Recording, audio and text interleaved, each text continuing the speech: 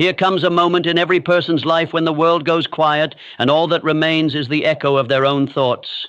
No applause, no validation, just the raw, unfiltered truth of who they are when no one is watching. And in that silence, some break, others build. Because the mind is not just where thought lives, it is the battlefield where every war is won or lost. And until you master that battlefield, every victory will be temporary, every gain reversible, every goal fragile. The unbreakable mind doesn't emerge by accident. It is forged, hammered in the fire of rejection, cooled in the waters of discipline, sharpened by failure, and refined by relentless purpose. Most people drift through life, mentally soft, emotionally reactive, spiritually hollow. Their thoughts are hijacked by trends, their focus scattered by noise, their identity defined by external metrics. They wait for motivation to move. They wait for clarity to act. They wait for life to get easier. But the ones who rise, the true builders of legacy, they don't wait. They decide. They take the chaos inside and organize it with vision. They take the noise outside and quiet it with discipline. They become the calm in the storm, the stillness in the struggle, the clarity in the fog. Because they understand. Reality doesn't shape the mind shapes reality. Look back through history. When Thomas Edison failed over 1,000 times to create the light bulb, the world called it insanity. He called it education. When Henry Ford was told that a V8 engine in a single block was impossible, he didn't argue. He simply told his engineers, build it anyway. When Walt Disney was fired for lacking imagination, he didn't quit. He doubled down on his dream and built a world of imagination. You see, the greatest minds in history weren't born unbreakable. They became unbreakable by choosing to believe in a vision no one else could see. And that's where it begins, with belief. Not blind optimism, not shallow affirmation, but a deep, unshakable conviction that you are meant for more. Because belief is the architect of reality. It's the foundation upon which every empire is built. If you believe you are weak, every challenge becomes a threat. But if you believe you are strong, every challenge becomes a test, a rite of passage. So ask yourself, what have you been rehearsing in your mind? What inner dialogue have you let loop like a broken record? Because whether you whisper defeat or shout victory, your mind is listening. Clarity is power, but most never find it. Why? Because clarity requires stillness, and stillness demands confrontation. To become clear, you must face the fog you've been avoiding. You must confront the habits that numb you, the distractions that sedate you, the fears that cage you. You must strip away everything that isn't aligned with your purpose. Not someday, now. Clarity doesn't come from the world. It comes from within. It comes when you stop chasing approval and start seeking truth. It comes when you stop asking, what should I do? And start asking, who am I becoming? Because once you know who you're becoming, decisions become simple. Not easy, but simple. Vision is the blueprint of the unbreakable mind. Not wishful thinking, not daydreams. Vision is detailed, defined, demand-driven. Andrew Carnegie didn't stumble into wealth. He designed it, with precision. Abraham Lincoln didn't become great through comfort. He chose greatness, through unrelenting adversity. Vision pulls you forward when motivation fades. It reminds you why when everything screams quit. It burns in the dark when every light goes out. But here's the thing, vision without discipline is delusion. Discipline is what converts dreams into results. And discipline doesn't care how you feel. It shows up when you're tired. It shows up when you're uninspired. It shows up when you have every reason to stop, but one reason to keep going. That one reason? Purpose. Purpose is the fuel of the unbreakable mind. Not pleasure, not pressure, purpose. When you're rooted in purpose, you stop needing external motivation. You stop chasing shortcuts. You stop compromising your standards to fit in with people who don't share your destiny. Purpose makes pain meaningful. It transforms obstacles into opportunities. It turns rejection into redirection. But it demands one thing, that you rise above the noise and decide once and for all who you are, what you stand for, and what you will no longer tolerate from yourself. Action is the bridge between vision and reality, but not just random action, aligned action, intentional, consistent, ruthless. You don't get the luxury of waiting until it's convenient.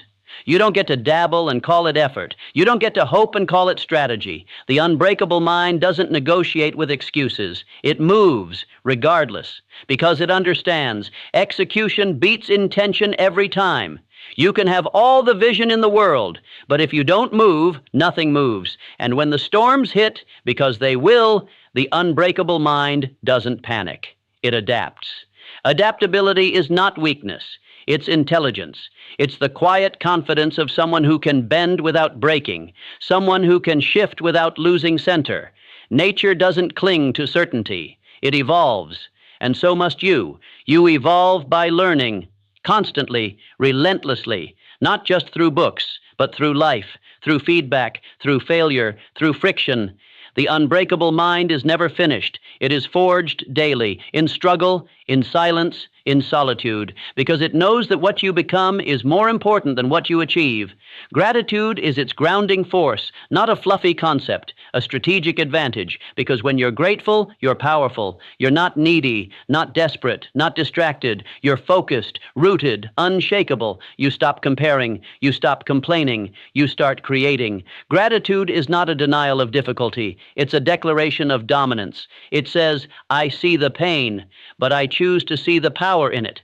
And in that choice, you rise.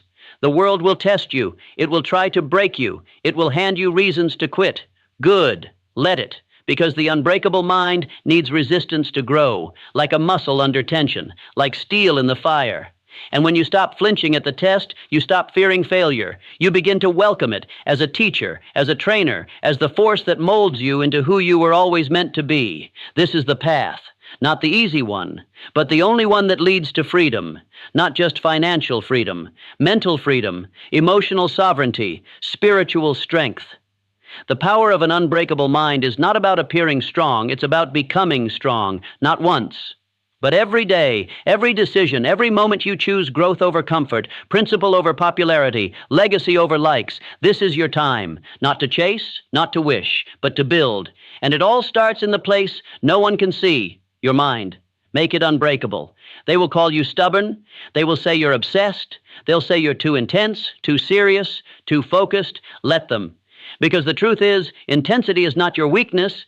It is your weapon. In a world drunk on distraction, your focus is rebellion. In a culture built to make you soft, your discipline is your defiance. And in an era that rewards mediocrity with likes and followers, your refusal to settle makes you dangerous. You were not born to follow. You were born to forge. And forging anything, a dream, a legacy, a new identity, requires fire. It requires pressure. It requires days when your mind is screaming to quit and you respond, not today. This is where most people fold, not because they're incapable, but because they haven't trained the mind. They rely on motivation, on moods, on external applause to push them forward. And when that fades, so do they. But you are different. You're not moved by circumstance. You move circumstance. You don't wait for the world to give you permission. You build the world that grants it. And it begins here, in the quiet moments when nobody's watching, when you choose growth over comfort, excellence over ease, standards over feelings. Because your future doesn't respond to how you feel. It responds to what you do. Understand this. Every empire was first a decision. Every leader was once lost. Every legend was once laughed at. But they made a choice, not once, but daily, to command their mind before the world could corrupt it. They understood what most never will, that your thoughts are not passengers. They are architects. And if you let fear lay the bricks, your life becomes a prison.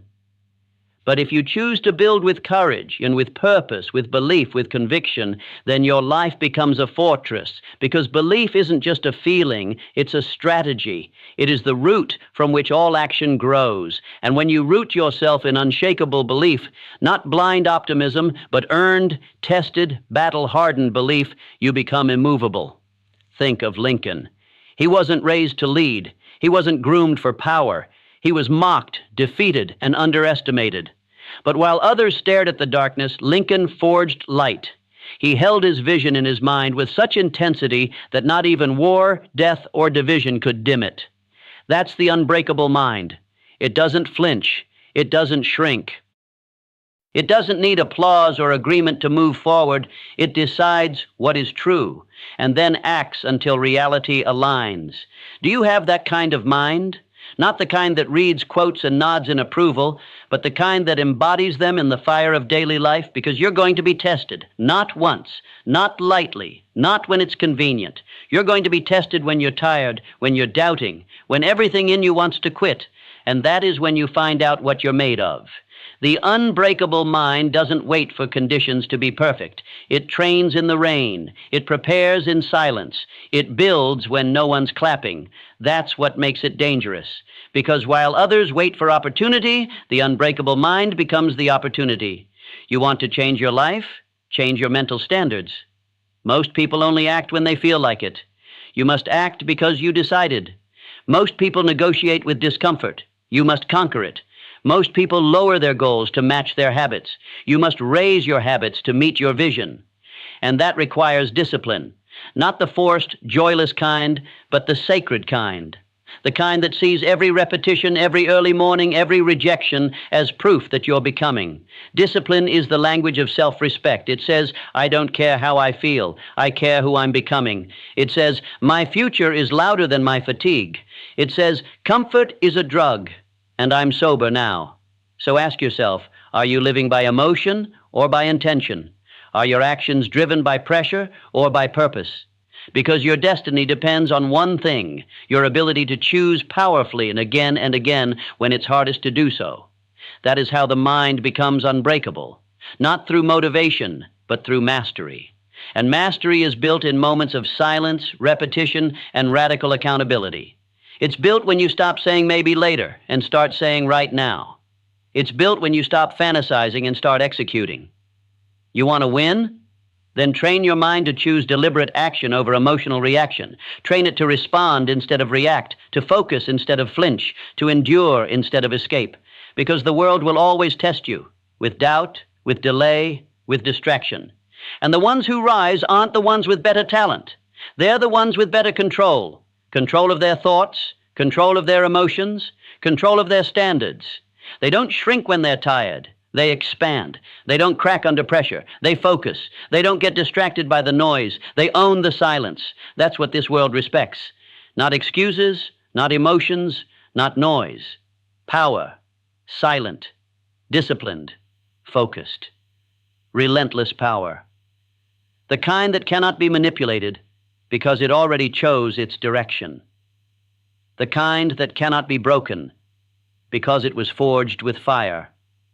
The kind that wakes up every day with one goal, to rise no matter what.